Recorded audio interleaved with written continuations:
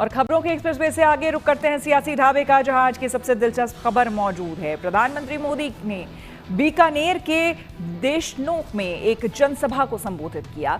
अपने 40 मिनट के भाषण में प्रधानमंत्री मोदी ने आतंकी देश पाकिस्तान पर जमकर प्रहार किया।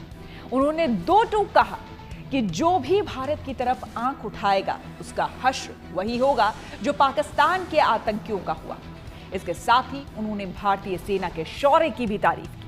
वहीं विपक्ष मोदी सरकार पर हमलावर है और पूछ रहा है कि पहलगाम हमले के 1 महीने बीत जाने के बाद भी आतंकी नहीं पकड़े जा सके हैं।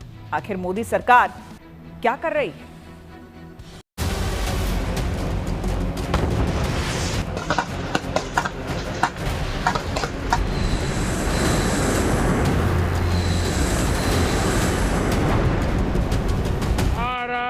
माता की वंदे वंदे वंदे वंदे वंदे वंदे वंदे वंदे वंदे वंदे वंदे वंदे।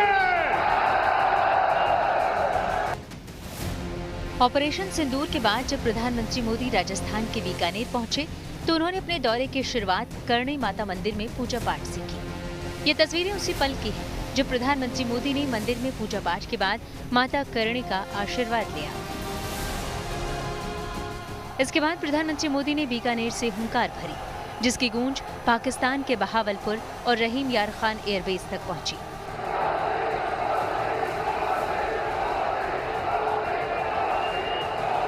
वही एयरबेस जिसे भारतीय सेना ने तबाह कर डाला। साथियों, जब मैं दिल्ली से यहां आया तो बीकानेर के नाल एयरपोर्ट पर उतरा। पाकिस्तान ने इस एयरबेस को भी निशाना बनाने की कोशिश की थी, लेकिन वो इस एयरबेस को रत्ती भर भी नुकसान नहीं पहुंचा पाया। और वहीं यहां से कुछ ही दूर सीमा पार पाकिस्तान का रहीम यार खान एयरबेस है। पता नहीं आगे कब खुलेगा। आईसीयू में पड़ा है।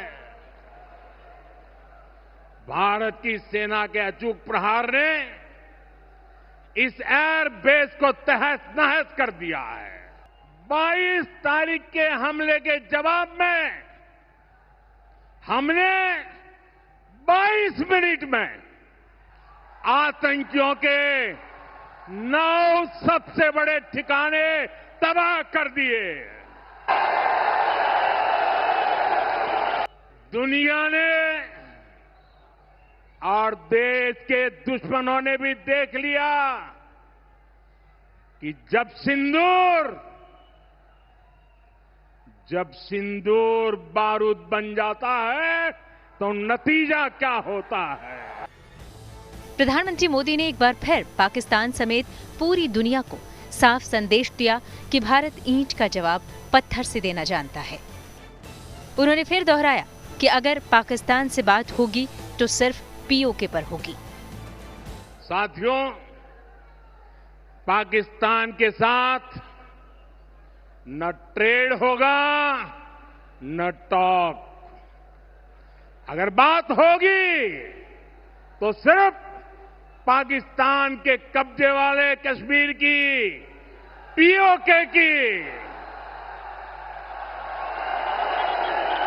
और अगर पाकिस्तान ने आतंकियों को एक्सपोर्ट करना जारी रखा तो उसको पाई पाई के लिए मोहताज होना होगा।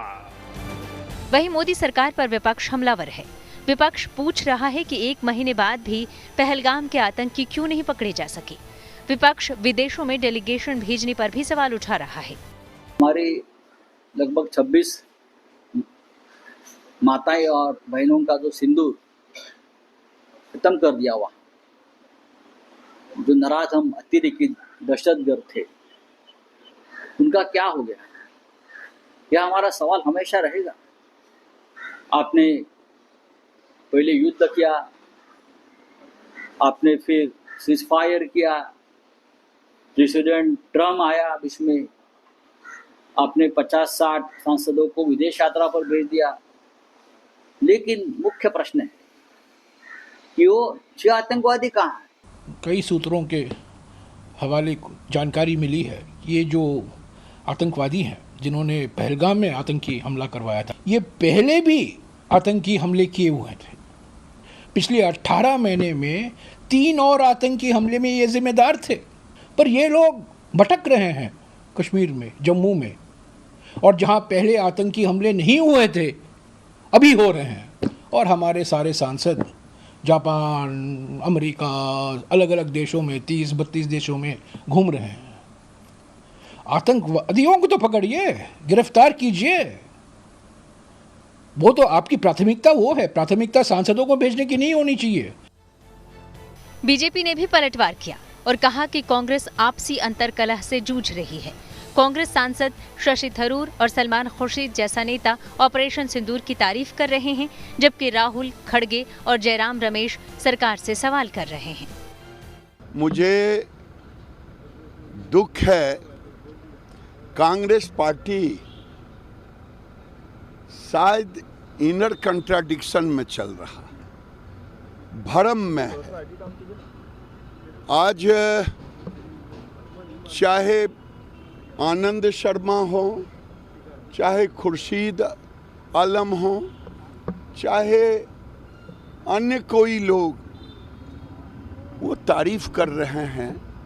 क्या ये जो गालियां दे रहे हैं राहुल गांधी, खड़गे साहब, जयराम रमेश जी, हमने तो केवल आतंकियों को मारा है और आगे भी आतंकी फैलाएगा तो आतंक को मारेंगे, चाहे जो करना।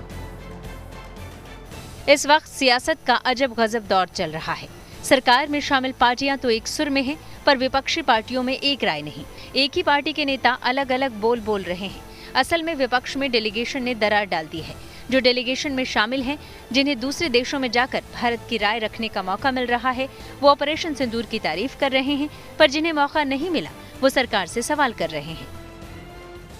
इधर जम्मू कश्मीर में ऑपरेशन सिंदूर के बाद से लगातार आतंकियों का खात्मा जारी है, पर अब तक पहलगाम हमले से जुड़े सारे आतंकियों का पता नहीं चला है। Bureau report, good news today.